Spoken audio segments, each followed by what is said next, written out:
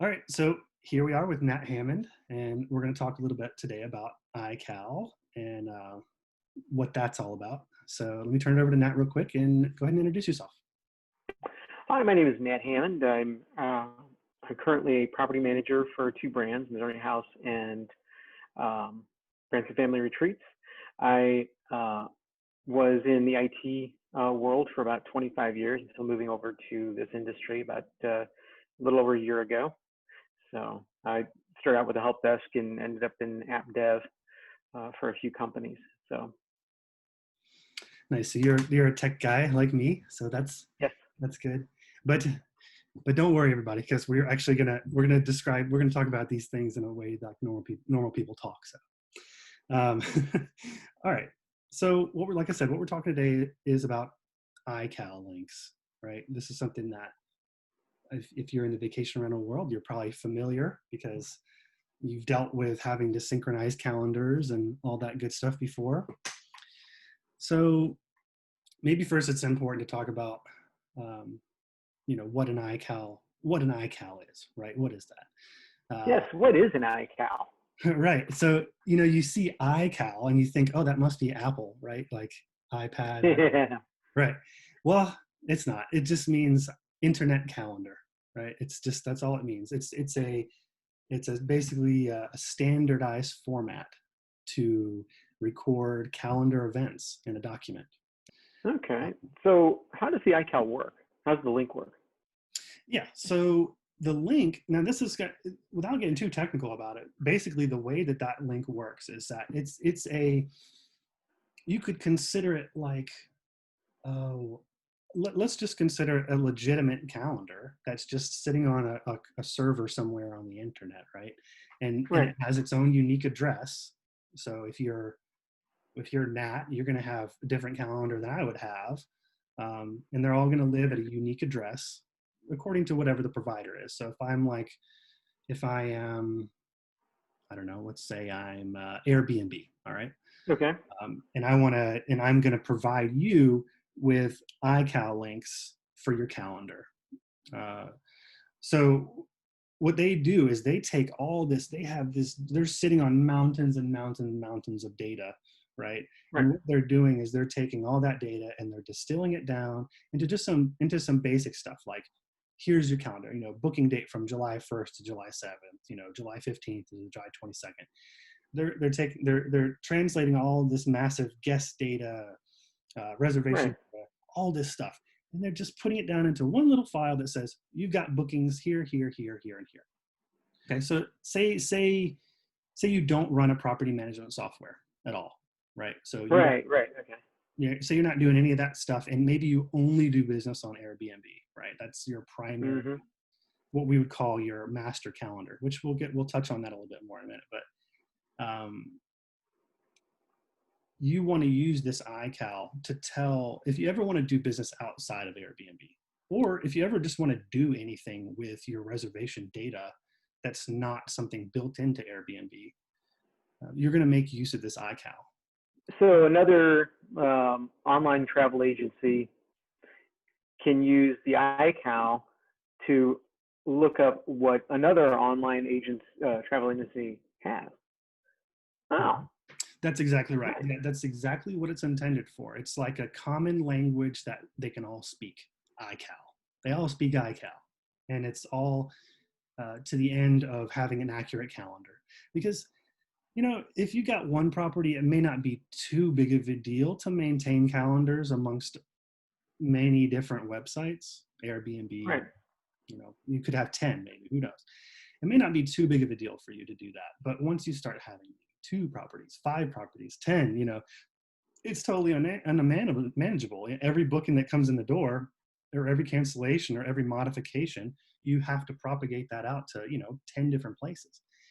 Right. Whereas this iCal is just saying, hey man, as long as you've got the information right in one place, you can use your little iCal link. You can pass it out to these other people, and they can Right. read and they can understand.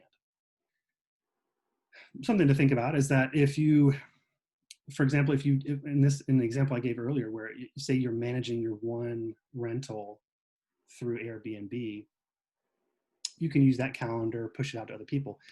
But let's say you have instead, you're using a property management software, Track, Right. Streamline, V12, whatever the heck it is. There's a bunch out there. Um, that's really where, if you're using a property management software, that's really where you want to be uh, getting the master iCal, I would say, like the master calendar, because they are going to include things like the guest name and email, probably. You know what I mean? Yeah, yeah. Cool. Yeah. So Nice that, to know. again, I, it I all I'm depends. having a better understanding of this now. So, Yeah. so let me ask you this. Uh, so it's so there's like a master calendar. Let's say you have you have a property management software, and let's say that's the main calendar, Mhm. so to speak. Um, so how do those calendars sync up with the iCal link? Yeah. This is a great, I think that's a great question, that, how does that even work? Right. Yeah.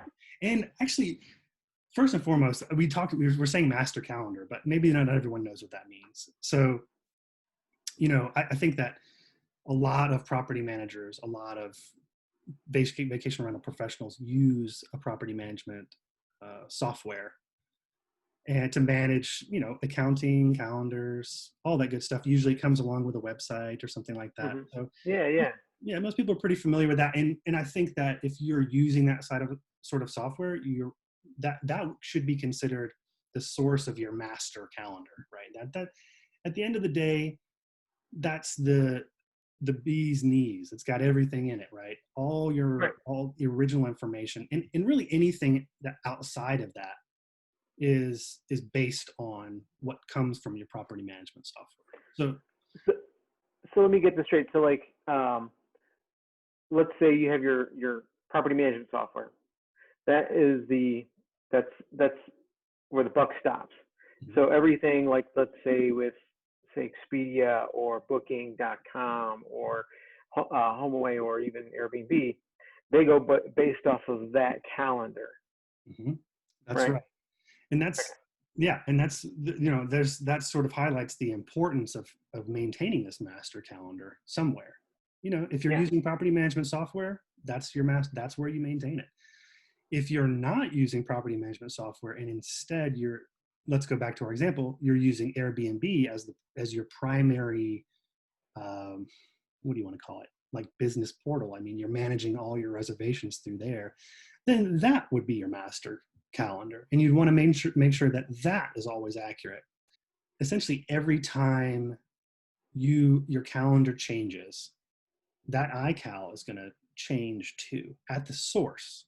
Okay, and I should be clear to point that out. When a reservation comes in, or maybe a cancellation happens, or whatever, your iCal at the source will change, probably immediately, if not within a few seconds, minutes, whatever, uh, because they are the source of the data. They are the gospel when it comes to your reservations. So that iCal is, in most situations, is live, I guess you could say. Like, Hmm. whenever you grab that little iCal link and you open it up and you look at it, that should be basically exactly what's in your software as your master software, your master calendar. Now, that doesn't necessarily mean that it's going to be consumed in the same way, right? So what we know is that while your iCal at the source may change at the moment of the reservation, the site that's consuming that iCal, which would maybe be HomeAway, VRBO, whatever, just any sort Hmm. of whatever other channel you're distributing through, they Right. might not actually check for changes on that iCal like every second or every minute. Right. Right.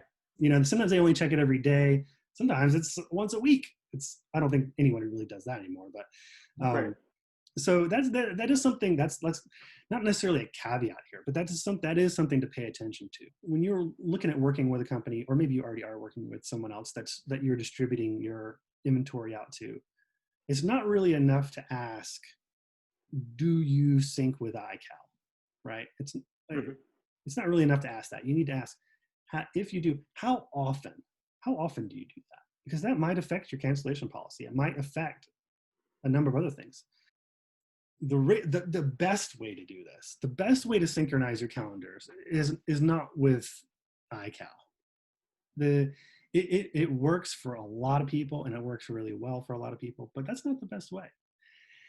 The best way is to look for partnerships here. That if you're already working with a property management software, then you can, in some situations, you can just ignore the iCal conversation entirely, because often, especially now, this was not true like 3-4 years ago, but especially now, property management softwares are sort of bringing all this channel distribution in house. So they're bringing the distribution to Airbnb, to hotels.com, to booking.com. They're bringing all that stuff in house. So you don't need to have a separate account with them where you plug in an iCal link and you just hope and pray that it synchronizes at a good interval or whatever, and you don't get double bookings. Well, they're working. So instead of doing that, they're doing these direct integrations. So let me just talk about, I don't know, Streamline right now. Just Okay. Okay. so they've been, I've been following around them for a long time, since they were a very small company, and they've gotten bigger and bigger. And they do this. They do it quite well. They have, a staff of developers that works very hard on this kind of stuff. Mm-hmm. And the Airbnbs and the booking.com and whatever, they're really more happy to work with a property management software company, because they can do that, a direct integration without the iCal. It's better for both sides.